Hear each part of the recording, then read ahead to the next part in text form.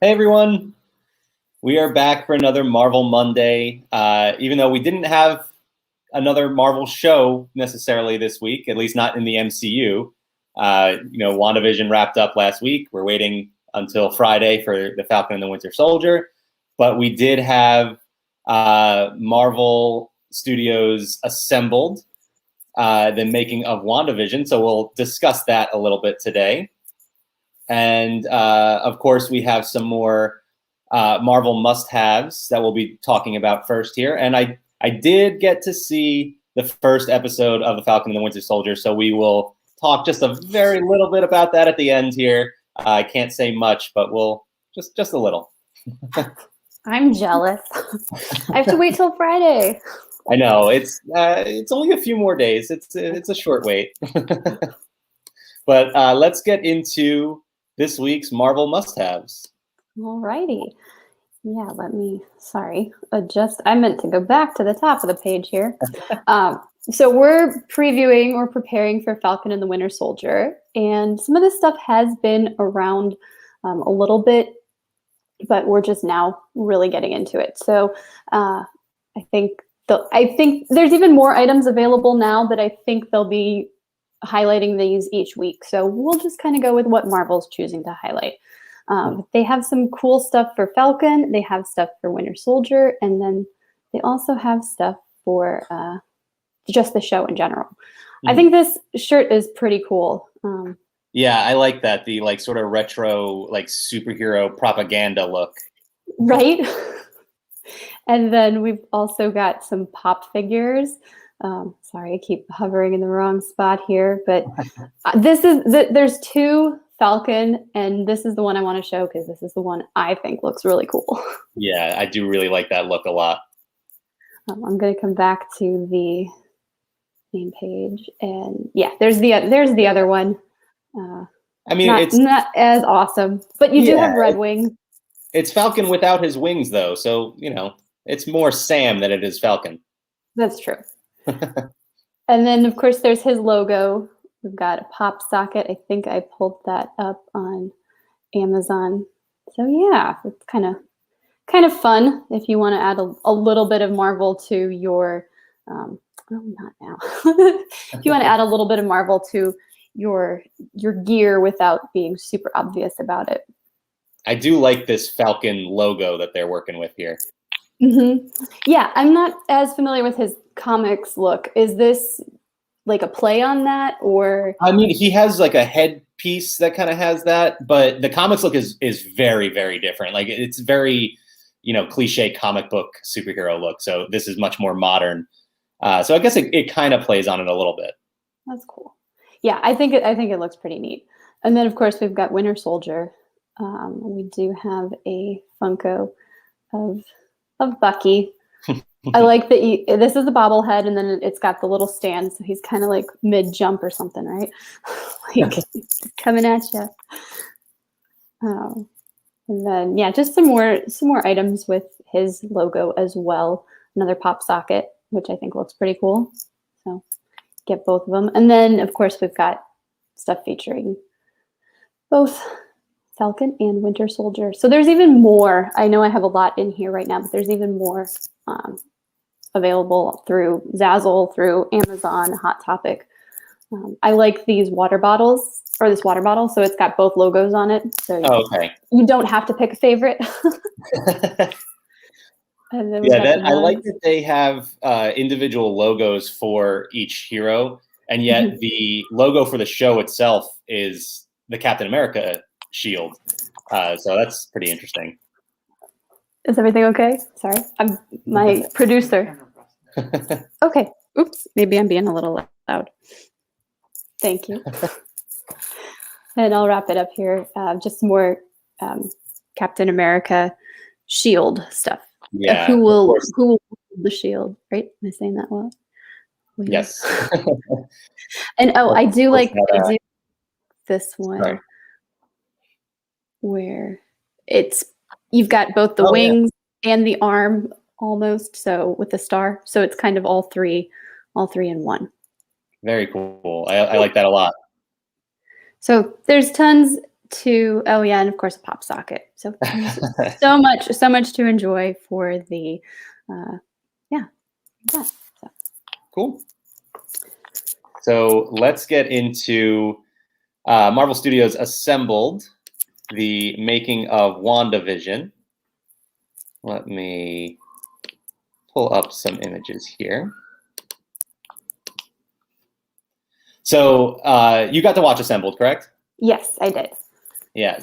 So we were looking forward to this. I think WandaVision. First of all, I love that they are bringing this, starting this series, this behind the scenes, making of documentary series that's going to give us a look behind the scenes of all of the Marvel projects coming up. Falcon and the Winter Soldier, Loki. They said for the movies as well, so Black Widow and all the other movies on the slate. I think that's a really nice addition to Disney Plus. It worked so well with The Mandalorian with Disney Gallery. So I'm excited to see more of this for sure. This is almost like your extra or your bonus features on a DVD or something. Like, you would have this on there. So it's kind of cool that it'll all be under one, assembled title. Right. And I mean, an hour-long documentary, we don't know for sure that it'll be that way for every one of them, but this one being an hour long, I mean, that's a lot of bonus footage and a lot to see. And so it was really cool. What were your overall thoughts on this before we dive into individual pieces here? Well, I mean, I had heard some of the stuff just in interviews talking about filming in front of a live audience. We'll get, of course, to the Lopez's writing the theme song. So I'd heard some of this stuff, so it wasn't all news or new to me, but it was nice to have it actually explained by everyone else. And it was a fun way to see what goes on behind the scenes. Yeah, I totally agree. I enjoyed it. I wished they had gotten a little bit more into, because we talked about how they kind of poked fun at fan theories that came up along the way, and they clearly knew. And actually, Elizabeth Olsen even kind of alluded to it a little bit with a quote that I'll get to in a little bit. But I wish they had dove deeper into that in this documentary a little bit, because I mean, they were messing with us. They know it. We know it. Right. Right. I do want to talk about, though, how cool it was to see the live studio audience taping. And you're right. Granted, we do this for a living, so we, have been paying attention to all of the little media tidbits here and there. So we've heard a lot of the stuff that was featured in this documentary, but it's new to a lot of other people. And it was really cool to see what this whole experience was like for the cast and everyone involved. Specifically, I think they showed the audience pretty briefly in a few clips here and there. And they actually, I don't know if Matt Shakman said this in the documentary, if I remember hearing it from a press conference or something, but the audience was actually dressed like they were in the 50s to just further that experience for everyone. I thought that was so cool that they really got things down to every little last detail. Yeah, and I would assume it would just make that entire atmosphere so much more exciting and energetic. Even some of the production assistants that you saw moving stuff on the set, they had the scarves in their ponytails and totally going into it, or going all in. Yeah, so it was really cool that they put went so detailed with everything, but it was also really cool to see the set in color, because we had only seen it all in black and white. So that blue kitchen really stood out. It was completely different. It didn't feel like that same set at all. No, I know. So I mentioned Elizabeth Olsen had a quote that I thought was pretty interesting, talking about, this was early in the documentary, talking about just, how she thought of the show as a whole before she even got into it. And she was saying, I just think it's going to be so shocking and so confusing and exciting for our fans to dissect and for them to try and get steps ahead of us. And that's just very cool. It's very satisfying. And I thought that was clearly, pointing out how fans are going to have theories every step of the way, and we are going to make them look foolish. Right. Kyle has a comment here.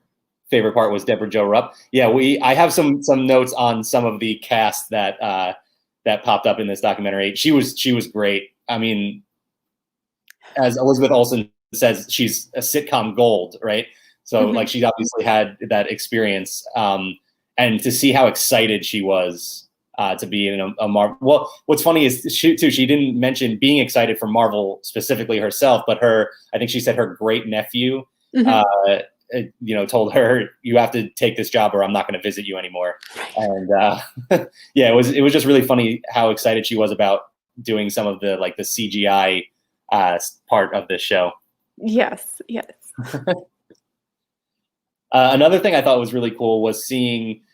So this was so different from something like Disney Gallery with The Mandalorian, because I mean, this is WandaVision. Yes, is episodic in itself, but WandaVision as a whole is basically just another episode of this long running story. And so they have to provide some context even in this behind the scenes documentary. So they gave us a look at Paul Bettany and Elizabeth Olsen and behind the scenes shots from previous movies, including Paul Bettany doing voiceover work for, is it voiceover if the character is just a voice? It's just voice work in general, I guess, for Iron Man, which was really cool to go back and see footage from back then, like the test footage that he was speaking over, which I thought was really interesting. Yeah, that was so cool. And he was so, it's just fun to see something from 10, 12 years ago, and like just how different everybody looked at that time. And he talked about how Jarvis was like kind of not necessarily exposition, but he was able to provide answers to the audience without being like overly I don't know what the word is I'm looking for, but without being like exposition. So he could say, oh, it appears the suit is flying, and you're like, oh yeah, okay. So coming from his voice and that character inside the suit was so unique. And Paul Bettany is just he's become one of my favorites over like all of the press from WandaVision. I mean, yes, he trolled us quite a bit, but he was very funny about it. He was very good, in good spirits about it. It wasn't mean spirited at all. So he was just a lot of fun to listen to. And he always has something funny to say. Some of the behind the scenes interviews while they were shooting with him and Elizabeth Olsen and their banter back and forth was really, really funny. And as I was saying, they gave us a lot of footage from behind the scenes of Age of Ultron, Civil War, even and Avengers: Infinity War. So it was really cool to see that. Honestly, I mean, I've watched the bonus features for those films before, but I don't remember seeing a lot of it. But it, like even just this image right here, where clearly the focus is on Wanda here doing her wiggly woos, but in the back, I just like that you can see Vision, or you can see Paul Bettany in the Vision costume with the zipper straight down the back. So that's so true. So it was just cool to get, it's not just about, I mean, it is about WandaVision, but given the context that they give us here too, we get to see some stuff from previous movies as well.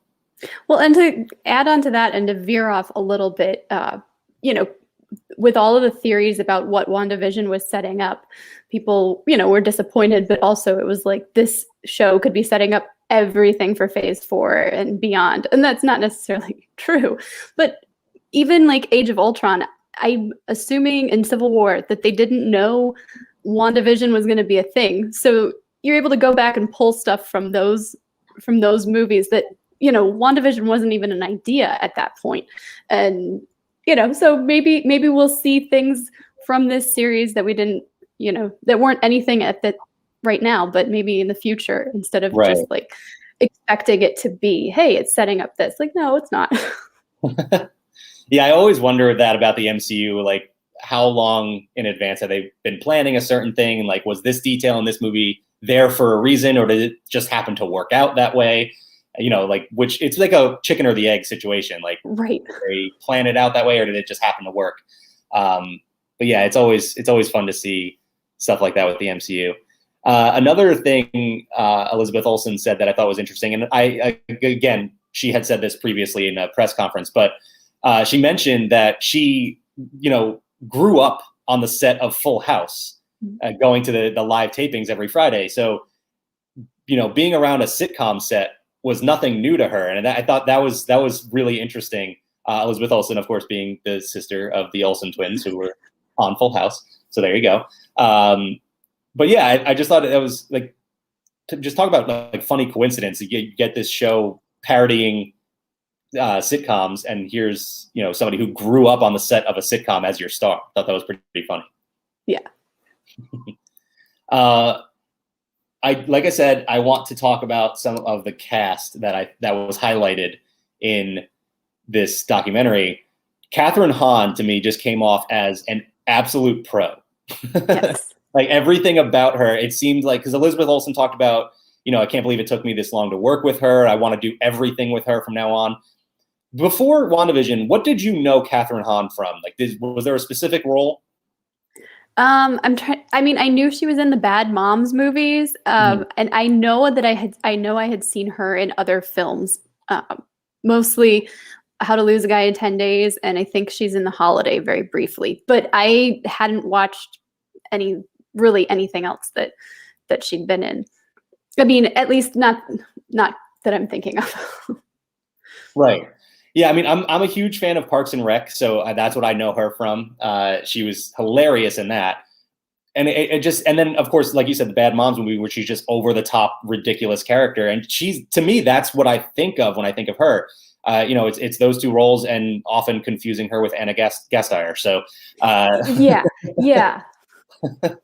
But so she's so incredibly funny, and then to see her, not only like her performance in WandaVision, but then her behind the scenes. And just talking like so, I mean, not that I didn't think she was like professional before, but right. she came off. You expect her to be funny, and she just came off so professional, and everything she said was like yeah, I could see how everybody would love working with her.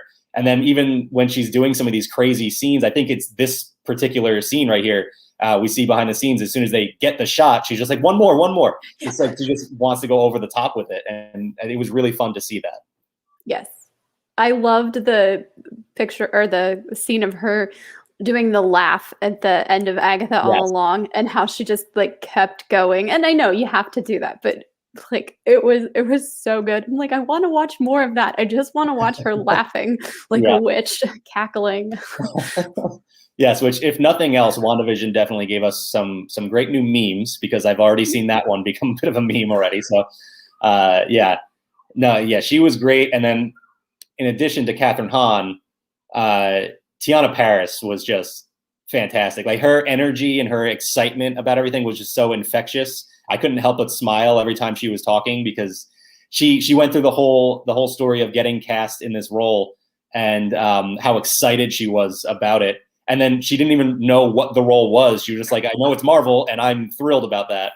And you like have to love seeing that. Like, as a fan of the franchise, you want these characters who are going to stick around, because we've had some actors drop out of roles, and characters have been recast. So you love to see these cast members be so excited about their role, and hopefully we see them in that role for years to come still. Yeah, I agree. No, she was great, and I was like, oh my gosh, I love her. Like, just want to be in a room with her and talk about anything and everything, and Marvel especially. But yes, I loved how excited she was. Yeah, absolutely. I want to point out another comment from Kyle here. It was interesting to hear Lizzie how she was able to use skills she learned in acting school for genres that aren't often used anymore. I thought that was interesting too, when she said, she learned all these techniques in school, but it wasn't stuff that just wasn't how actors acted anymore. And so the fact that she got to go back and do this parody of classic television and use those skills, pretty funny how that comes full circle like that. So you mentioned the music a little bit earlier, and I thought it was really interesting to get to see Robert Lopez and Kristen Anderson Lopez talk about how they created the music for WandaVision, which was just so great. My only issue is that they didn't talk about Agatha all along. I don't know if there was a reason. Maybe they shot that before before they realized how popular the song was. I'm not sure, but yeah, that was the one disappointment there. Yeah, felt like a missed opportunity. I thought it was interesting that Robert said they wanted to have like a motif, a signature for Wanda, and then he was like, "Oh, this was the first thing I played," and Kristen was like, "That's it." Like, okay, like right from the start, you know, there was no struggle to find Wanda and Vision's theme. Well, I mean, as a musical duo, everything they touch is gold at this point, right? Like they just put out such incredibly catchy music. But yeah, as someone who is not musically inclined in any way at all, I thought it was really cool how, you know, you mentioned that musical signature, I think he called it, that they worked into every song. And obviously, yeah, it was familiar, but like hearing them play it out the way that they did in this was really cool to hear it. And I mean, just a show that was filled with layers and Easter eggs and all that stuff. I thought that was just another really cool thing to add on top. But again, would have loved to hear how long came around, but I know. So jumping back a little bit, speaking of Teyonah Parris's, you know, incredible excitement for the being cast in a Marvel series, Elizabeth Olsen also mentioned at one point too how you know, her love of the fandom has been growing over the years, because she mentioned when she was being cast for Wanda and she was given comic books to look at, and she was told, you know, don't worry about what she's wearing. You're not going to be wearing red and pink spandex and stuff like that. And she was like, oh, you know, good. I wouldn't have wanted to do that. But now she said once she got to wear the costume, she was so excited for it because, you know, she had fallen in love with the character and Marvel Comics and the Marvel Cinematic Universe. So again, like I said about Teyonah Parris, it's really cool to see, you know, these actors become big Marvel Comics fans because of the roles that they're playing. Yeah, and I like that it's, you know, the way Marvel has presented stuff and the twist that they've put on the comics for the cinematic universe. Like, yeah, it would have been so silly to have somebody like, you know, Scarlet Witch in tights. Like, for an audience, that would be so silly. But you've earned their trust and their respect at this point, and then yeah, even the actress is like, I want to wear this. Like, of course, this is such a cool nod to who my character is. So yeah, like you said, I don't know. Also, they did talk about when Elizabeth Olsen got to work with the Blue Man Group, which is really cool. No, I thought it was really funny to see. They gave us a look at what Paul Bettany, you know, what they had to do to Paul Bettany on set to, you know, prepare the CGI shots when he was in his synthezoid form, and it was just blue paint so that they could just, you know, edit onto him. So I saw, I can't take credit for this. I don't remember who it was. I just saw the idea on Twitter, but Elizabeth Olsen gave us that performance working opposite of that. She has to get every award right now, because how can you look at that and give us that performance? I mean, that's amazing. Also, I mean, big credit to Paul Bettany for being able to perform in that situation. Knowing what he looked like. I mean, I have to imagine it can't be comfortable being covered in blue paint like that. So no, probably not. And it was so shocking to see that, like, being so used to him in that like purple look, and then to go to this, like, even for a few minutes, it's like, wait, what did you do to him? It's interesting too, because we do see some shots where he is like that reddish color instead of the blue, and I'm not sure why some had to be CGI'd and some did not. I don't know how, you know, they didn't really go into details on that, unfortunately. But yeah, it was really interesting to see him in blue. It really threw me off. Well, I think some of it that from maybe other reports was that the blue was for the way it would translate on the black and, like, for the black and white as well. Like the purple that they normally use, they couldn't, like, it just didn't read the right way on the camera. But Gotcha. Yeah, like, oh my gosh. And you think, we think it's so easy to make this stuff. It's like, no, there's all of these layers. Yeah, it was interesting too. There's a part where one of the designers was talking about director Matt Shakman and saying, oh, can he be human in this scene so that we don't have to CGI it? And he was like adamant about, well, no, this is his natural self. When he's at home, he's going to be his natural self. So he has to be synthezoid. So we have to CGI this scene. So just, another, going the extra mile on stuff like that really makes a difference. Yeah. And it makes it so believable. And right. Yeah, not even something I necessarily would have thought of until they said that. But it's like, oh, that makes so much sense. Exactly. So I do want to point out too that the documentary ends with that line that people have fallen in love with from the penultimate episode. What is grief if not love persevering?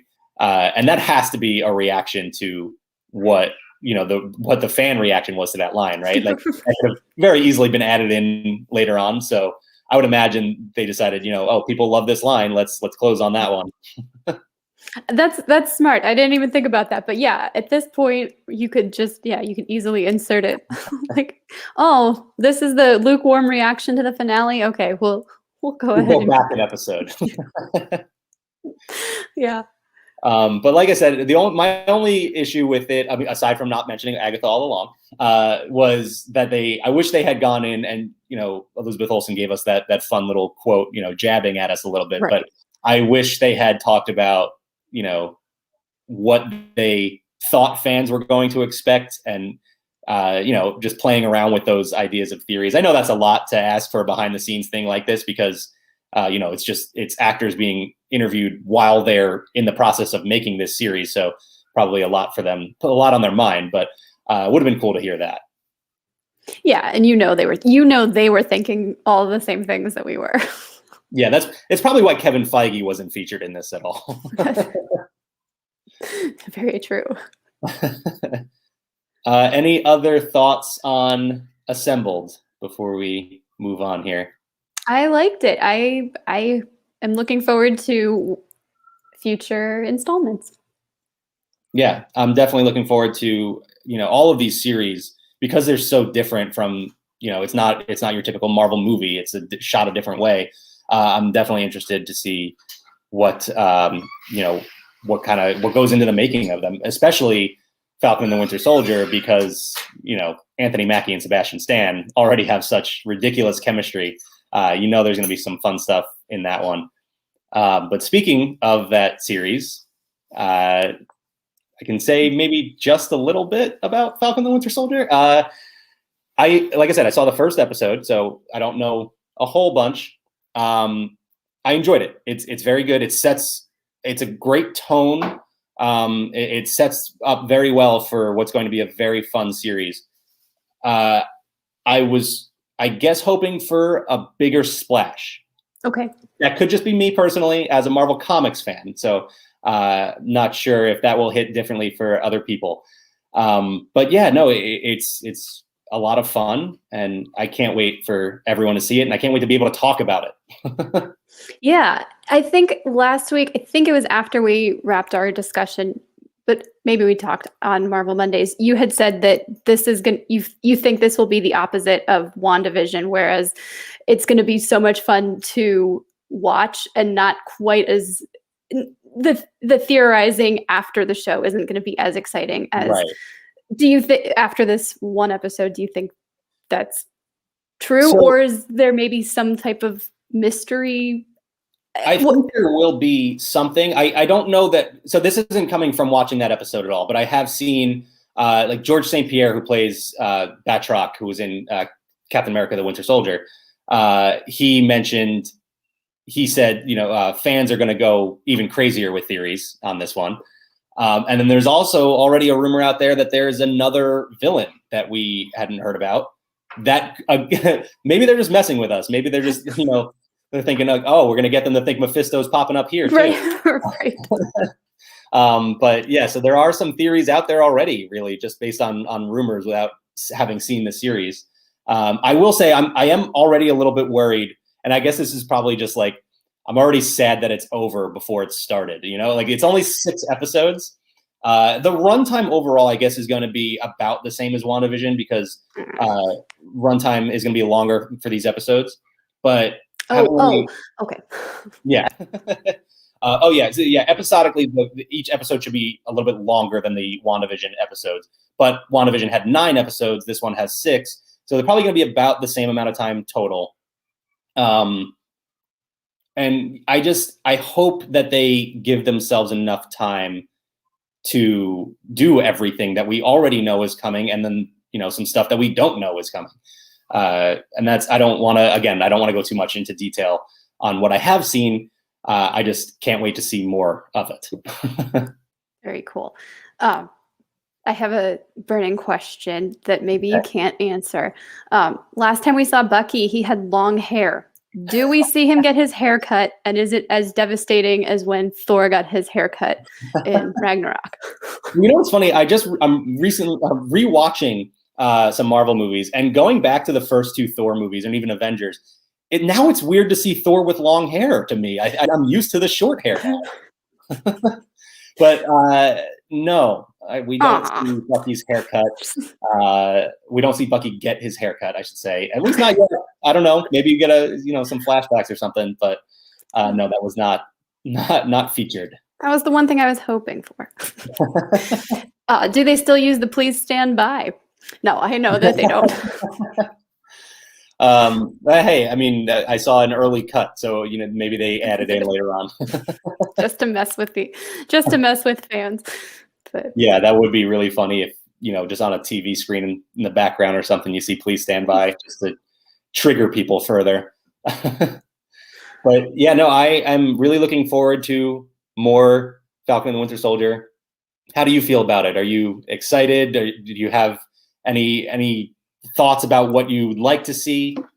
Well, I'm Team Cap. I've got my Black Widow, although I guess my disguise isn't so great if I'm wearing a giant shirt with a Black Widow logo. And then I've got the scariest looking Bucky you've ever seen. And then I've got, of course, Sam. So I'm very, very excited for this. I think of the Disney Plus series, I was most excited for WandaVision. So I'm actually kind of glad we got that first. But now that that's over, I'm excited to see what they're going to do with this. I'm really just looking forward to the banter between Sam and Bucky. I've enjoyed their interactions in movies and their scenes together. So I'm hopeful for a lot more of that. I think it's going to be fun. I hope it's fun. Yeah, I would say it's almost definitely going to be fun. I think this is also going to be much more of what people expect when they see the Marvel scroll at the beginning of a show or movie. Action and superheroes, really. Like that, it's going to be much more that as opposed to the sitcoms and stuff like that.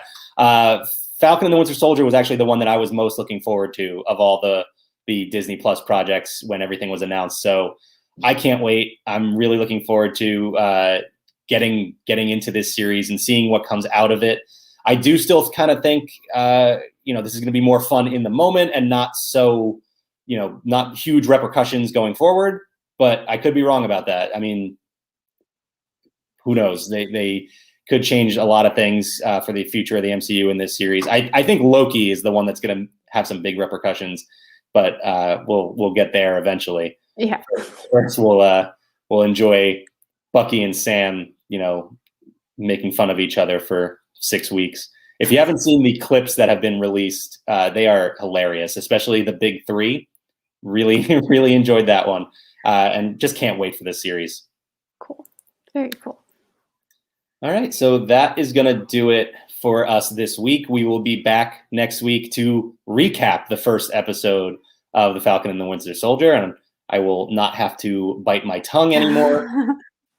In the meantime, we actually just kicked off our Mouse Madness today. March is here, and we can finally bring back Mouse Madness. We are talking about the top Disney television themes of all time, kind of tying in with WandaVision a little bit. So today's matchup is DuckTales against Darkwing Duck. Ooh. Bekah, what's your vote on that one? I probably going to go DuckTales, I think. Okay. Yeah, What did I'm you with What you on did you that do? one. Matter of fact, if DuckTales loses, I riot. That's one of my favorites to win the whole thing, I think. I'm excited to see some of these results, though. So be sure to check that out. You can vote in the poll on Twitter and check out our whole bracket on laughingplace.com. Cool. Later today, we also have Parks Talk Live. That'll be at 4 p.m. Pacific. And then tonight at 7:30 p.m. Pacific, the Laughing Place Movie Club will be talking about Cinderella. So, and of course, if you want some more Marvel news, join Benji and myself on Wednesday as we'll talk about this week's Marvel comics. But otherwise, we will see you guys next week to talk about Falcon the Winter Soldier. All right. Bye, everyone.